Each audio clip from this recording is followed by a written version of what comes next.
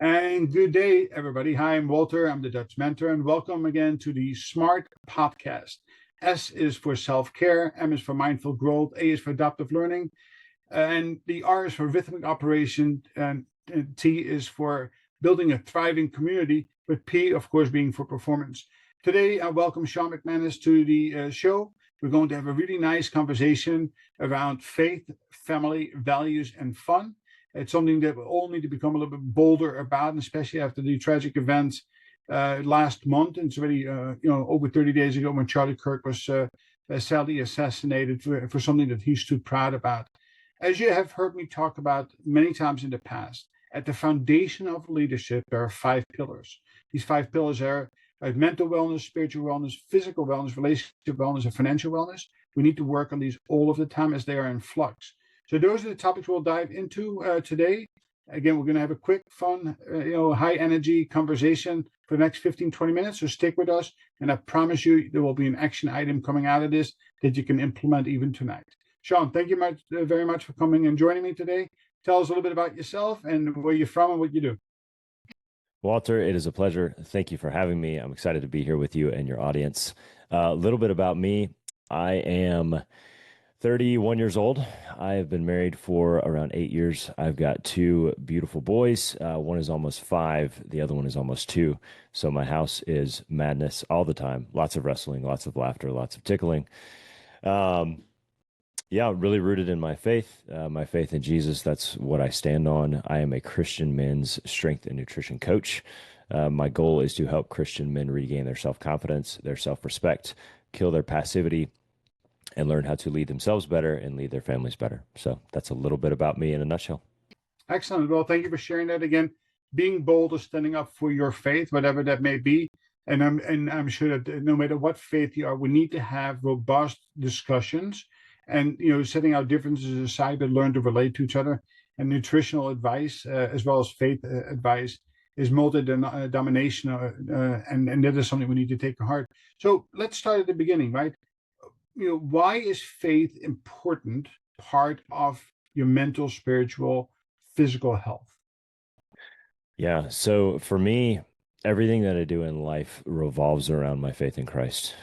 He is the man that I'm try to model after, just in my daily walk as a man, as a human being. And so any part of my life, whether it's my business, whether it's leading my family, whether it's the community around me, brotherhood, all of those things, I try to model after what he did when he was on this earth. So it's just been a really integral part of my life. And I don't see, I don't even know how my life would have turned out without it. It's just been such an important part of it for such a long time, and I've seen him just in the day to day. So it's important to me. It's what I'm trying to chase in my life. Excellent. So often we don't have a straight road that we travel from A to Z, and I'm pretty sure, without knowing you, that you've had your struggles in keeping the faith. So give us some examples on how, as you grew up and in your teenage years, and now as an husband and as a father, how have you lost faith and regained it over time? So I've never truly lost it, going just throughout life, but there's been many instances where, as a Christian, our job is to put Christ on the pedestal of our life. So he is the center, he is the focus. There's definitely been times in my journey and my walk where I have replaced him with other things. There's been times where I might have put my wife on that pedestal, where it's not a place that she belongs, because that's where he belongs, and only him. And she's also not built for that type of pressure. There have certainly been times where I have put work too high up on that list of priorities. Even times where maybe with my kids have put them too high up on that list. And what I come to realize is I can tell that my life is getting out of balance when I've done that, because my focus is not where it needs to be. So typically when life gets out of balance, that's where I start looking, is like, are my priorities correct? Do I have Christ on the pedestal of my life where he belongs? And then it's adjusting and shifting from there. Okay. No different than the pillars I talked about. These are in constant imbalance, and you're trying to find that equilibrium. And once you think you're there, you have to start over again, right? You have to kind of shift that. So talking about this openly is very difficult to do for a lot of people, right? You have to become bold and courageous, and shamefully, people tend to hide from their faith or having open discussion about that. Now, I'm pretty sure that people are listening to this and say, "Oh my God, that's not for me," and is not what he says is not really meaningful to me. How do you open up dialogue? And that's one thing that I refer to as with Charlie Kirk.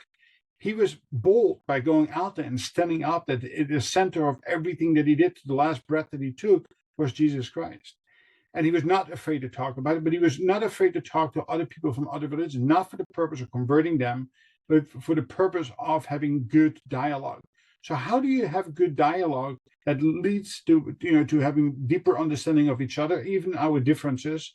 And how does that lead to a healthier life? Yeah, so for me, it's obviously the most important part of my life. I think everyone should follow Jesus, just my belief. But I'm not going to necessarily cram it down your throat.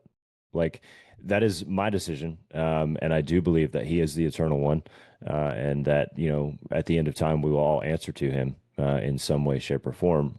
And whether you believe in Him or not will determine your destination in eternity. So I believe that with my whole heart. I'm also not against having conversations with people because, as Charlie did so well, that's how we learn about each other, and we're all on this earth together regardless of what you choose to believe or what I choose to believe. We should be able to have open-ended conversations where, Walter, I respect you as a human being. I respect you. In my belief, you're made in the image of God, just like I'm made in the image of God. Mhm. So we're brothers in that aspect. So I have respect for you in that way, and we should be able to have a conversation, without any kind of violence or any kind of, just rudeness or anything like that. Like I'm able to stick to my beliefs, and I'm proud of my beliefs, and I will stand boldly for my beliefs. And also, I think and I hope that whoever doesn't know Jesus finds Jesus. But I'm still able to have a conversation with you because at the end of the day, it's not my decision to make. What my decision is to stand firmly and boldly on what I believe in, and still have respect for you and love for you as a human being made in the image of God. Excellent, very good. So, as a leader, of people, and that's the vast majority of my audience are people who are emerging leaders. It is important to be able to stand for your values, right? But also, I should say, for your family, your faith, family, and for your values. But you need to remain open and understanding, and we can have respectful discord as long as we come to an understanding on how we want to move forward. And that is something that is, we have lost that art in conversation, and that's something we need to regain and become more comfortable at. Again, learning to relate to each other is far more important than trying to compare to each other and say I'm better than you are, which is not a good way, and certainly not the way Jesus had intended for us to live. So, with that said, the second part of that is you connecting faith to nutrition. So, physical health is exceptionally important, right? We need to have our mental house, our brain in order, but obviously we need to connect that. So, tell us a little bit on what that means to you, and how do you go about doing that? Yeah, so connecting physical fitness with my faith in particular is, as a Christian, I believe that everything on this earth is God's. Everything that I have is on loan to me from Him, and it is my job to steward those things well. So, one of those things being my physical body. So, God has given me this body to use while I'm on earth, and it is up to me to take care of it and steward it well because one day I will give it back to Him. And it's, the analogy that I use with that often is a car. We've all probably borrowed a car from a friend at one point in time. So when you return that car, do you return it disgusting and dirty and all beat up and out of gas? Or do you return it nice and clean, filled up with gas? Most of us, decent human beings would say we return that car back to our friend well, in good shape, full of gas and ready to go. So talking about, connecting physical fitness and faith, I want to be able to give that back to, my Heavenly Father. When it's my time to go and I meet Him, it's like, God, I took care of what you gave me. I stewarded it well. So, and how do you, so give me some actionable steps that people who are listening today, what can they do to be to take care of themselves? What does that mean? Yeah, so a couple things. If we're starting from ground zero, if you're not used to any kind of exercise or paying attention to what you eat whatsoever, the first thing I would say is just to start small. And one of the best ways to do that is to start monitoring your water intake daily. Most of us are walking around pretty dehydrated because we're not paying attention to how much water we consume. And water is literally life-giving to your body. So the first like small actionable step that I would say take first is start monitoring your water intake and shoot for getting around 64 ounces a day in every day. Okay, so creating a new habit is probably the single most difficult thing for any human being to do. And I encourage the same thing, to write down what it is that you're going to do. In other words, signing a bit of a psychological contract with yourself. But the even more important thing is to report it out at the end of the day or the following day on how well you performed. You could be a simple calendar and you color it in. I got my 64 ounces, I color it green. If I got 28 ounces yellow, I didn't do anything, or below, it is a red. And as a reminder to take action, because only actions lead to the results that you desire. So let's assume somebody has finally taken that step and we made a commitment to water. What is the next thing that you would work on with somebody? Yeah, so next step after water, we could go two ways. We can either start going into exercise or we can go into nutrition. So that's just kind of up to the person and which way they want to go first. If we're going exercise, again, if we're starting at ground zero, I just recommend getting some movement a few times a week. So maybe that looks like a 30-minute walk. Maybe that looks like a 40-minute walk. You know, you're hanging out with the family. You guys are moving your body. Your body was made to move. So start moving it in the right direction. And if we're looking at it from a nutritional standpoint, we just start making small adjustments towards a healthier lifestyle. So if we're used to eating, garbage for every meal, maybe we're eating cereal for breakfast, fast food for lunch, and fast food for supper. We just need to start taking small, sustainable steps towards getting that better. Because the problem that a lot of people see, especially in nutrition and physical fitness, is they take on too much too fast and they try to flip their life on its head very early. And what that happens is they do really well for a while. And then when it's no longer new and it's no longer fun, they often fall back into old habits. So starting to build those habits small, maybe you're changing, you're shifting from like cereal to oatmeal. Or, you're still getting fast food for lunch, but instead of getting, the fried chicken nuggets, you're getting the grilled chicken nuggets. So little small shifts like that add up over time. And as you start to build those habits, you can start stacking them on top of each other. And soon enough, you've changed your life versus just changing these little things at a time. Yeah, and sustainable outcomes is created in 90 to 120 days of consistently doing things. Again, it goes right back to what I just talked about with the drinking water. You have to measure your performance. But even more important to that, you really should have an accountability buddy. And that is, I think, that's where you connect back to maybe having a faith-based organization or somebody, a faith buddy, who you make a commitment together that you can report back to either via text or conversation, or even exercising together or eating better together and challenging each other to make small incremental steps that become sustainable habits and behaviors that leads to the outcome. So where could people find other people online in order to be able to create those relationships if they don't already have them in their personal lives? Yeah, that's a powerful question because as you're talking about it is super important to have people around you that are moving in the same direction you are. Um, So as far as finding them online, the thing that's been most helpful for me is joining mentorships, masterminds, things of that nature. Because when I invest money and time to get into those programs, I find out that I'm surrounded by people that have invested money and time as well. And usually their commitment to that is better. If you're not at a place to do that, my recommendation is just to start searching groups online, Facebook groups, things of that nature of people that are doing the things that you want to do, and start engaging in those groups and engaging with some of those members that are there would be a great place to start. Yeah, and that is where the biggest obstacle comes in from people who happen to be out of shape, not aligned, and they are introverts. That making that initial contact is very, very difficult for a lot of people, right? Mm-hmm. But again, it starts with acceptance, right, and understanding, and kind of making an admission to yourself and take away from the 12-step program that, hey, listen, my life is becoming unmanageable, and if I don't do something, I'm gonna be on that steep spiral down, and I need to, have a sort of an intervention. I would even say, listen, go to your local church or whatever your faith is, and find people who have things in common, and be brave, be bold, and be courageous, and ask for help.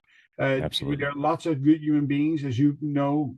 One of your missions in life as a good Christian is to help others, right? To volunteer and to Absolutely. pay it forward.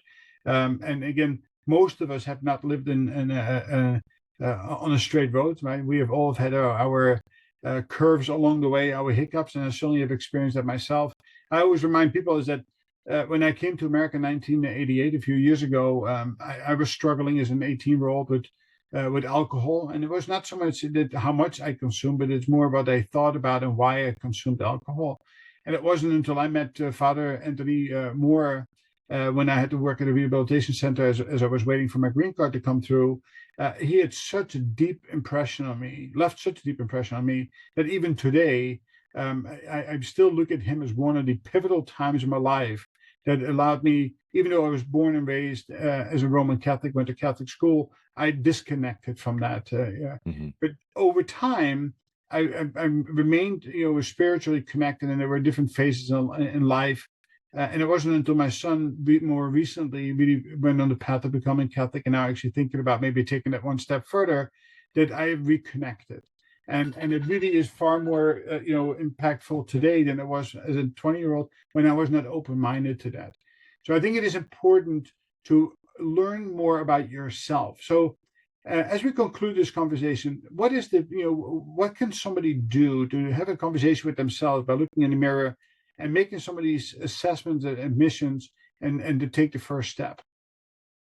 Yeah, so the first thing I would say is just to offer some encouragement. Oftentimes when we're talking specifically about weight loss, a lot of people are scared to step on the scale. It's kind of a first step in accepting like where we are and that we need to make a change. And what I would offer there is, by you stepping on the scale, by you taking an honest look in the mirror, you're not changing anything. Like it's already happened, it's already there. So people are kind of scared of that. They're like, "Oh, it's real if I do this." It's like, no, it's already real. You're just starting to accept it when you take that first step. So know that having that honest conversation with yourself is needed. And I would take that one step further as far as like a really good action step is when you're looking at yourself and you're looking at your life and where you are in life, a good practice to do is often just ask yourself why. Ask yourself why you do the things that you do. Why do you eat like this? If there's something that you don't like about your diet, why are you doing it that way? Your job, if you don't like your job, why are you staying there? If you don't like the relationship you have with your spouse or your kids, why is it that way? A lot of the times we just get in these daily habits and these daily routines, and we're all guilty of this, and we just don't kind of look up and say, I don't like how this is going. Why? Why is this way? And then we can start kind of taking some responsibility in changing it if it's something that we think needs to be changed. So just kind of going through life with that idea of like, okay, why do I do the things that I do? Instead of just kind of, drifting through life and continuing to do the same exact things all the time. Excellent. Thank you very much for laying that out. And there's a really good, easy, basic action steps people can take. I always say, listen, if you're not happy with the current results, you got to go back and get new experiences, take new actions, and then work hard to build new habits and behaviors that lead to the results that you desire, one incremental step at a time, right? If you aim too big, you end up failing because you get disgusted and frustrated and you fall back. Second thing is don't go it alone. Right? It is really important to be able to find a buddy along the way, either a coach, a mentor, or a volunteer, and that works much better than doing it alone. So on that basis, where can people find you if they want to have additional questions or inquiries? Yeah, so all social media platforms, Instagram and X at the Sean McManus, TikTok at the Sean McManus, and then Facebook at Sean McManus. So happy to answer any questions that you guys have. Even if you're just like, hey, what's the next step? What do I need to do? Happy to have that conversation with you. Excellent. I think that people should take them up on that and go check things out and spread the word. I think that, living by the words of faith, family, values and fun is really important. I think that we have a common theme taking place not too long ago. And I will say that in honor of Charlie Kirk, that there's a halftime show coming up for the Super Bowl that we all should choose to watch rather than watching what is programmed by the NFL. With that said, I hope that everybody has a great day. Thank you again for coming to the show, Sean. Really appreciate your words and sharing your faith with all of us. And again, we will be back real soon with another podcast. Thank you very much for listening and continue on the path of continuous growth and development. Take care of yourself.